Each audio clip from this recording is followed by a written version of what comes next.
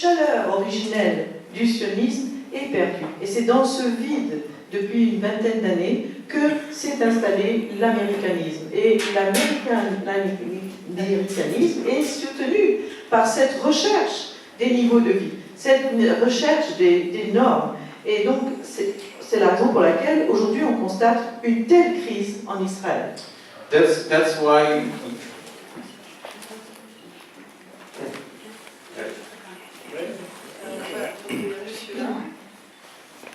Merci. On a entendu un grand nombre de fois le terme d'implantation, alors et qui se trouve dans le bouquin évidemment. Enfin, c'est un vocabulaire un peu particulier.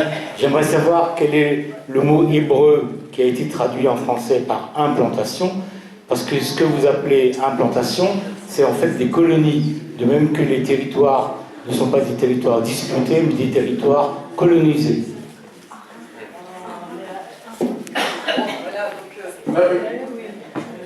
It's fine. I don't get agitated by it. It's completely fine. It's a fair question, and I will tell you.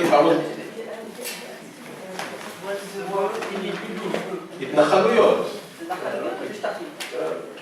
I think the terminology, that's not the main issue. The main issue is solving the problem. The main issue is creating a place where the Palestinians have their own identity and their own autonomy and their own life going, and fighting about the names won't help it. What will help it is going further into solution.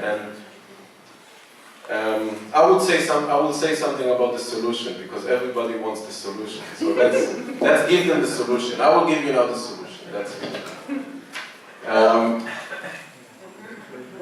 Vous avez compris, donc, pour lui, c'est pas le principe. Oui, c'est ça. Alors, effectivement, lui, il utilise en hébreu le terme nachalouyot. Cependant, à son avis, le jeu, la réflexion sur le terme est moins importante que ce que l'implantation, si vous voulez, représente, et que, en fait, ces implantations, elles tournent autour de la question de la solution. Et là, il voudrait en dire plus sur la solution. The biggest mistake is the philosophy of the wall, the philosophy of two states, the philosophy of separation. We will make a wall, they will be there, we will be here, and then the solution is going to come. That's never going to succeed. Yes. Because unless we're going to have an exchange between the cultures, an exchange between the societies, then a living peace will not exist. Now, the other thing is that there's too many settlers already in the occupied territories. There's almost 500,000. And it's not possible for the state of Israel, not mentally, not bureaucracy. There is no chance to take the settlers and move them into Israel. That's why the only solution, as I see, is a confederation. The same way you have open borders. I know it's a utopia, but in the same way you have open borders with Germany or with Spain, we need to have open borders with Palestine. And we have to create a situation where Palestinians can go to Akko or to Tzfat, where they left, and they can visit them with no problems and feel connected to their roots. And in the same way, settlers can go to Hebron because they feel religiously obliged to go to Hebron.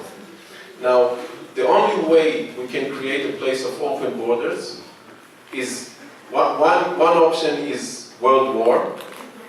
That's why you have open borders in Europe. The other option is cultural exchanges. The other option is that if in Ramallah, the students in the first grade or in the third grade will read Yehuda Amichai, and in Jerusalem, the students will read Mahmoud Darwish. That's the only way we can have open borders. There is another option, one state with equal rights. Yeah, that's an option on the paper, but knowing the societies, it won't work. Est-ce que vous voulez une traduction ou pas? Rapidement la traduction, encore peut-être 2 personnes, puis après je pense qu'on 3 personnes, on arrête. La grande erreur, c'est le mur de séparation. Alors il y a une voie qui est celle de l'échange entre les cultures. Actuellement, il y a 1 million de gens qui habitent dans les implantations et il n'y a aucune possibilité de voir ce demi-million de personnes de retour en Israël. Donc la solution serait celle d'une confédération d'États où chacun peut aller librement dans les lieux avec lesquels ils ont un lien. Par exemple, les Juifs, aller à Hebron, qui a du sens pour eux, ou les Palestiniens, aller à Akko, qui a du sens pour eux. Donc, dit que, bien évidemment, il y a une histoire, par exemple, en Europe, où des frontières ouvertes ont été créées après une guerre, la Première Guerre mondiale. Mais on peut avoir une autre solution, qui est celle des échanges culturels.